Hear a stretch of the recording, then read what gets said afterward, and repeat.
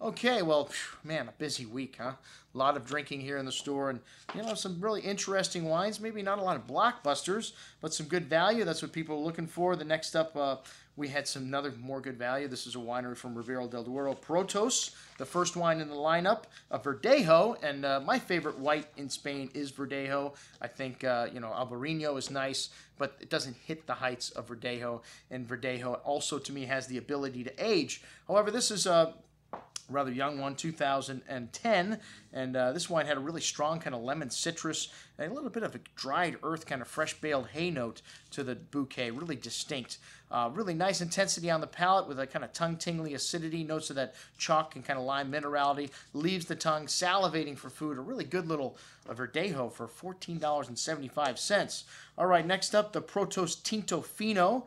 And I guess there's a couple of lines here. You have a Crianza and then a Reserva. The Tinto Fino would just be below the Crianza, so Vino de Tavolo. Anyways, rich and jammy red strawberry fruit with notes of black pepper spice, kind of a raw meat note.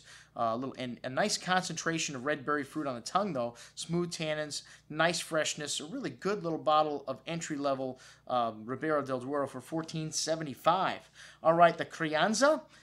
They always use new American oak for their wines here, and this is, you get a little bit of that dill kind of character to the wine, and red cherry and wild strawberry fruit on the nose, floral kind of herbal nuance there as well. And this wine is sold in 90 countries around the world. Wow, it's the first time I've ever heard of it. Good amount of that red berry fruit on the palate, a little tannic though, really kind of mouth gripping tannins on the tongue. Need a nice steak with this one. Little floral and herbal nuances showing through on the finish. A really good little wine, but man, packing quite a punch with the tannin.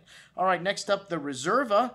And this wine just sees a bit more oak, a little more time in oak, and 15% alcohol. Hoo-wah! Quite a bit effective here. Really ripe and jammy on the nose. We're red cherry and strawberry-like fruit with a little candied kind of confiture kind of note. Brown spices, sweet toasty oak, some sweet tobacco in there. Really big on the tongue as well. 2005 vintage though, so not quite as tannic as that 2008 before it. The tannin starting to smooth out a little bit, and pretty good freshness for a wine at 15% alcohol. Packing a lot of heat, but not over the top.